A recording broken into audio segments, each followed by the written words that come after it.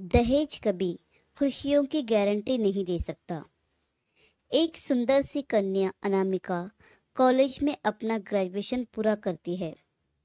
तभी उसकी मुलाकात एक लड़के राहुल से होती है। राहुल भी बहुत ही स्मार्ट और माता पिता का आज्ञाकारी बेटा है। दोनों एक दूसरे को पसंद करने लगते हैं। दोनों का ग्रेजुएशन पूरा होते ही राहुल अपने शहर में जॉब करने लगता है और लड़की भी एक अच्छी जॉब कर रही है। दोनों ने निर्णय लिया कि अब माता पिता से शादी की बात करने का वक्त आ गया है। लेकिन परेशानी यह है कि दोनों की कास्ट अलग अलग है।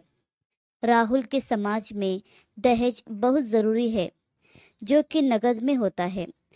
उसके अलावा कई तरह के गिफ्ट्स और गहनों की भी मांग की जाती है। राहुल ने अनामिका को यह स्थिति स्पष्ट की और कहा कि घर वालों को मनाओ।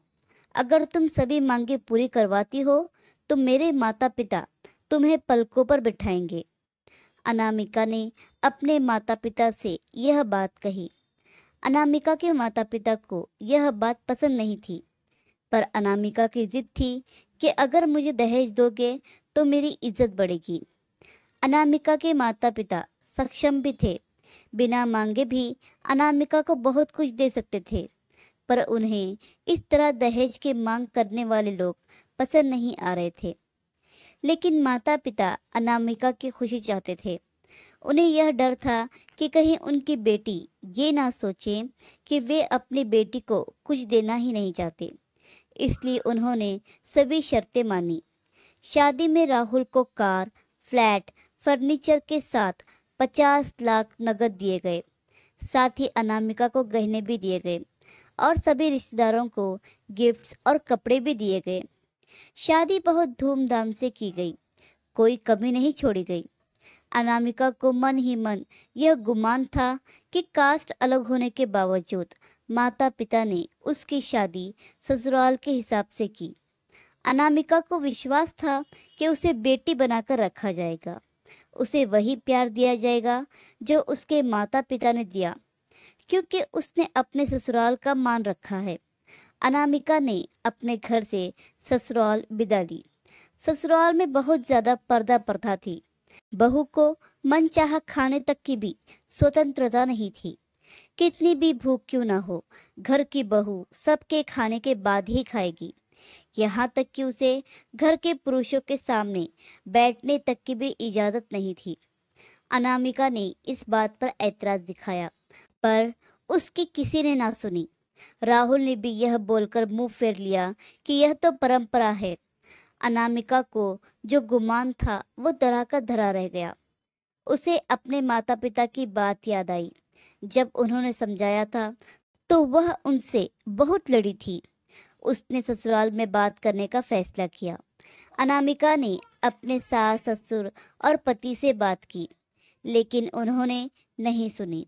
उसे बहुत बेरहमी से पीटा गया। अनामिका ने कभी ऐसा व्यवहार नहीं देखा था।